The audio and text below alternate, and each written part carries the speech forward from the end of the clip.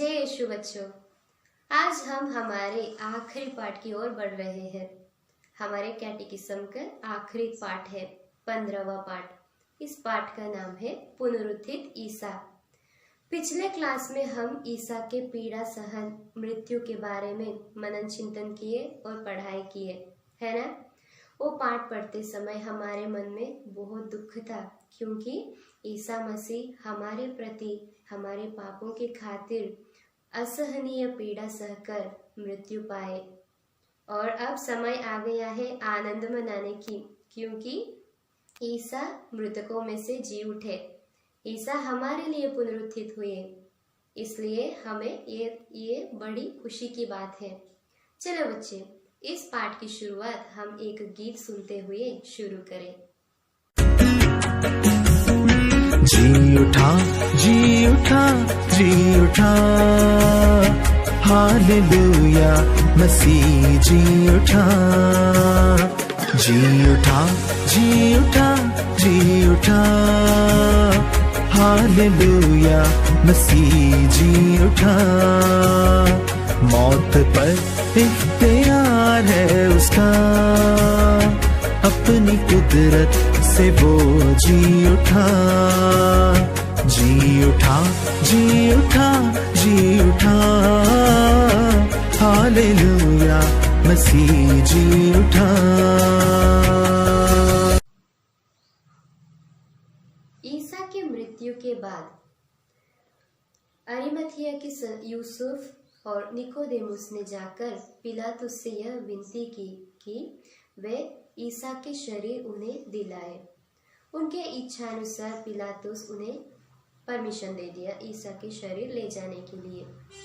इन दोनों मिलकर ईसा के शरीर को चाल्टी के कपड़े से लपेटकर एक बारी में एक नई कब्र थी, जिसमें अभी तक किसी को नहीं रखा गया था। उस नई कब्र में ईसा का मृत शरीर ले जाकर उन्हें रख दिया और कब्र के द्वार में एक बड़ा सा पत्थर लुढ़का दिया। और यहूदी लोगों को इस डर था कि कहीं ईसा के शिष्य लोग रात को आकर ईसा का शरीर चुरा के ले जाते हैं सोचकर उन्होंने कब्र के द्वार में 2 सैनिकों को पहरे पर लगा दिया। और बड़े सवेरे तीसरे दिन, ईसा के मृत्यु के बाद तीसरे दिन, वो जो रविवार के दिन था, उस दिन बड़े सवेरे कुछ भक्त स्त्रियां जिन्होंने अपने जीवन काल में यीशु के पीछे चलते थे और यीशु के शिक्षण को सुनते थे और यीशु के अनुयायी बन गए थे, कुछ स्त्रियों ने कुछ सुगंधित द्रव्य लेकर यीशु के कब्र में जाते हैं। यीशु के कब्र पर पहुंचने के बाद उन्होंने इसे देखते हैं कि कब्र के मुंह में जो पत्थर लुढ़का गया था वो अलग हो चुका है। उन्होंने जाकर कब्र के अंदर देखा, तब उन्होंने ईसा का शरीर वहां पर नहीं पाए, बल्कि उजले वस्त्र पहने 2 स्वर्गदूत उन्हें दिखाई दिए। और उन्होंने स्त्रियों से कहा, घबराइए नहीं, आप जिसे ढूंढ रहे हैं वे यहाँ पर नहीं है। ईसा सचमुच मृतकों में से जी उठे हैं। इस शुभ समाचार स्वर्गदूतों ने उन स्त्रियों को सुनाया और स्त्रियों ने जाकर उसे शिष्य लोगों को सुनाने के लिए जा रहे थे। उस समय ईसा मसीह स्वयं आकर मगदलेना मरियम को दर्शन दिया और उनसे कहा कि तुम जाकर मेरे भाइयों से कहो कि मैं जी उठा हूँ। मैं उनसे पहले गलीलिया जा रहा हूँ, वहां पर वे मुझे मिलते हैं। ऐसा कहकर ईसा अदृश्य हो जाते हैं। मरियम बड़ी खुशी के साथ शिष्यों को इस सुसमाचार यानी पुनरुत्थित ईसा का शुभ समाचार सुनाने के लिए दौड़ती है। और ईसा मृतकों में से जी उठने के बाद 40 दिन तक शिष्यों को लगातार दर्शन देते रहे। और शिष्यों को दर्शन देते समय ईसा ने कहा, तुम्हें शांति मिले। इस शांति का आशीर्वचन, इस शांति का समाचार ईसा अपने शिष्यों को जब भी दर्शन दिया तभी उन्हें सुनाते थे। क्या आप जानते हैं ईसा का पुनरुत्थान को हम एक बड़ी पर्व के रूप में मनाते हैं हमारे कलीसिया। क्या आपको मालूम है किस पर्व है वो है ईस्टर। क्या आप सबको मालूम है क्या ईस्टर हम क्यों मनाते हैं? ईसा मसीह का मृत्यु के बाद तीसरे दिन जब ईसा मसीह मृतकों में से जी उठा, ईसा मसीह का पुनरुत्थान हुआ, इस याद को हम ईस्टर पर्व के रूप में हर साल मनाते हैं। चलिए बच्चे, हम इसके बाद और थोड़ा समझें।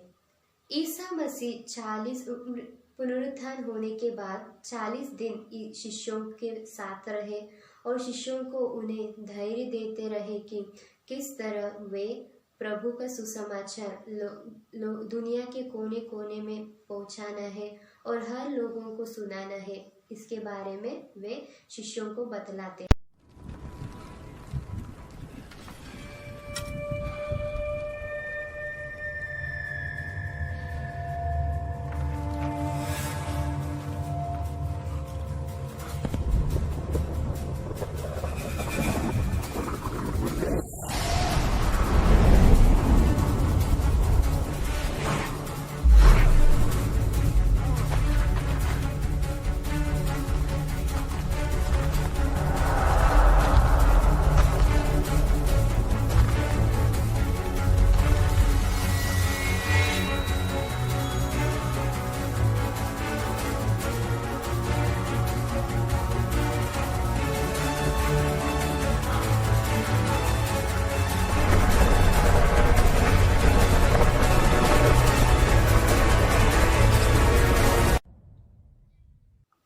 ईसा मसीह जी उठने के बाद 40 दिन तक उन्होंने शिष्यों को दर्शन दिया करते थे और 40वें दिन फिर शिष्य लोगों को दिखाकर उन्हें हाथ उठाकर आशीष दी और वे स्वर्ग में आरोहित कर लिए गए। ईसा मसीह हमारे लिए मरे और जी उठे।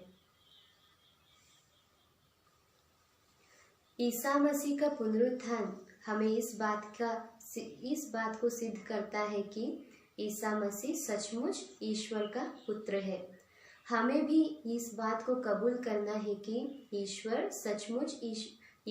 सचमुच ईश्वर का पुत्र है और हमें भी पुनरुत्थित ईसा मसीह में विश्वास करना चाहिए और उस पुनरुत्थान से जो आनंद हमें ईसा मसीह हमारे साथ बांटा है उसे हम दूसरे लोगों को भी देना है। हमारे जीवन द्वारा हम पुनरुत्थित ईसा मसीह को दूसरों तक पहुंचाना है और हमारे जीवन द्वारा हमारे कर्मों द्वारा पुनरुत्थित ईसा मसीह की हम साक्ष्य बनना है। स्वर्गारोहित प्रभु ईसा मसीह के द्वारा ही हम पिता परमेश्वर के यहाँ पहुंच सकते हैं। हम प्रभु ईसा मसीह जो स्वर्गारोहित हुए उनके पास पहुंचने के लिए क्या करना है? अपने जीवन में हमेशा भले काम ईसा मसीह के जैसे करते रहना आवश्यक है। स्वर्ग राज्य को हम भी हमेशा हमारा लक्ष्य रखना है। स्वर्गराज में पहुंचने के लिए जो कुछ हमें मदद करते हैं उन कार्यों को हम हमेशा करते रहना है। चलो ठीक है, इतना कहने में हमारा इस कैटेकिज्म का आखिरी पार्ट भी समाप्त हो गया है। तो फिर एक बार हम पिछले क्लास का थोड़ा सा रिवाइज करें। मैंने आपको बताया था कि बाइबल हर रोज पढ़ना है और वचन हर दिन सीखना है और लोगों को सुनाना है और अपने जीवन द्वारा छोटे छोटे भलाई काम हर दिन करते रहना है। ये सब हम किसके लिए करते हैं? सिर्फ और सिर्फ ईश्वर की महिमा के लिए, हमारी ग्लोरी के लिए नहीं, बल्कि हम हमेशा ईश्वर की स्तुति के लिए, ईश्वर की महिमा के लिए हमारा जीवन द्वारा अच्छे अच्छे काम करते रहना है। पुनरुत्थित ईसा, इस पाठ से हमें यह सीख मिलता है, सच कभी भी चुप नहीं रहता है। सच्चाई को अपन कभी भी छुपा नहीं सकते। कभी न कभी किसी न किसी रूप से सच्चाई बाहर आती है और यह ना सोचना कि जब हम अंधेरा में कुछ गलतियां करते हैं और ना जाने कोई नहीं देखते, हम कभी कभी ऐसा करते हैं, तब हमारा गलतियां बाहर नहीं आएगा, ऐसा नहीं सोचने का। जो ईश्वर हमारी सृष्टि की, उस ईश्वर का आँख हमेशा हम पर रहता है, तो इसलिए हम जब भी कुछ भी करते हैं वो सब ईश्वर की महिमा के लिए करना है, गलतियां नहीं बल्कि अच्छे काम।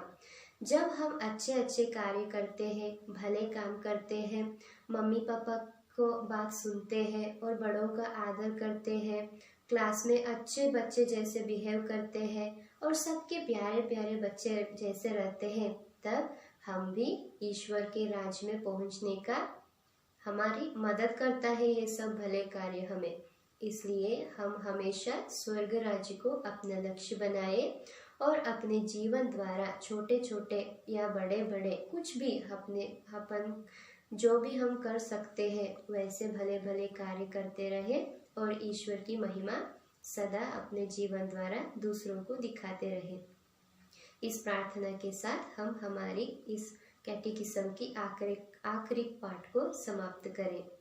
पिता, पुत्र और पवित्र आत्मा की महिमा हो, जैसे वो आदि में थी, अब और अनंत काल तक सदा रहेगी। आमीन। जय यीशु बच्चों।